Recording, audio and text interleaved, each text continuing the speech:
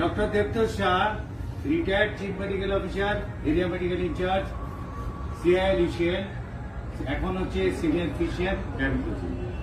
আজকের হচ্ছে যে আমাদের 25 সাল চলে যাচ্ছে, 2025, 26 সাল আগত, 31 ডিসেম্বর। সুতরাং আমার হচ্ছে জীবনে ফিরে দেখা, আমি ফিরে দেখতে চাইছি আমার কিছু স্মৃতি, আমার কিছু মেমোরিজ আমি দেখতে চাইছি এবং আপনাদের সঙ্গে শেয়ার করছি। সালটা ছিল 1992 সাল। তখন কিন্তু আমি আরজিকর থেকে পাস আউট করার 1 থেকে 2-3 বছর পর এবং সেই সময় ডাক্তারদের অনেক ফেসিলিটি ছিল, মানে অল্প ডাক্তার বেরোত, অনেক সার্ভিস, অনেক কিছু ফেসিলিটি ছিল। এবং তখন আমি কিন্তু দুটো সার্ভিস পেয়েছিলাম, একটা হচ্ছে বিএসএফ অ্যাজ এ কমান্ড্যান্ট এবং আর একটা সার্ভিস পেয়েছিলাম কোল ইন্ডাস্ট্রি। বিএসএফ কাশ্মীরে পোস্টিং ছিল, তো সেক্ষেত্রে আমাকে কি করতে হলো, আমার ফ্যামিলি থেকে অনেক অবজেকশন এলো যে কাশ্মীরে পোস্টিংটা এখন মনে হয় ঠিক হবে না। তখন আমি কোল ইন্ডাস্ট্রিতে জয়েন করলাম। আমার জয়েনিং ছিল এমসিএল উড়িষ্যা, এবং এমসিএল উড়িষ্যায় আমি যে জয়েন করলাম, আপনি ভাবছেন যে ডাক্তারের জয়েন মানে সোনার যে স্পুন নিয়ে মানে এ করছে, সেটা কিন্তু ঠিক নয়। এমসিএল উড়িষ্যায় জয়েন করেছি আমি 1992।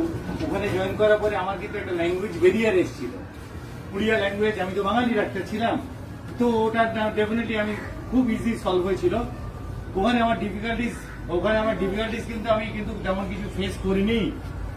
হ্যাঁ, আর একটা ছিল যে সেটা হচ্ছে যে হয়তো আমার ব্যাড লাক, আমি জানি না, আমার ক্ষেত্রে কিন্তু again and again remote posting ছিল। এইবার আমি হচ্ছে যে আমার কিছু মানে ভগবানের শুকরিয়া পাইয়ে আমি ইয়ার 1996 আমি চলে আসি বেঙ্গলে। 96 সালে আমি চলে এলাম ইস্টার্ন কোলফিল্ড। এখানে কিন্তু আমার আবার দেখা গেল যে আমার সেই রিমোট পোস্টিং।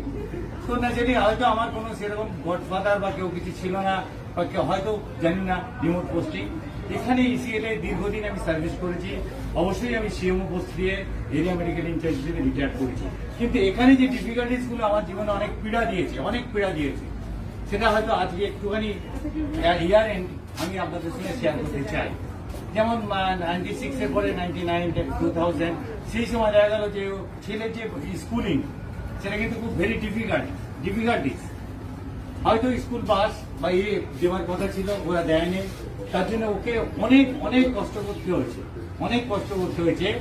দেখা গেল যে 3-4 কিলোমিটার ওই ডিফিকাল্ট লোন রোড, ও হেঁটে গিয়ে বাস ধরতো। ওটা থেকে গিরমিট থেকে ও গিয়ে মানে শ্রীপুরের বাস ধরতো, আসতো।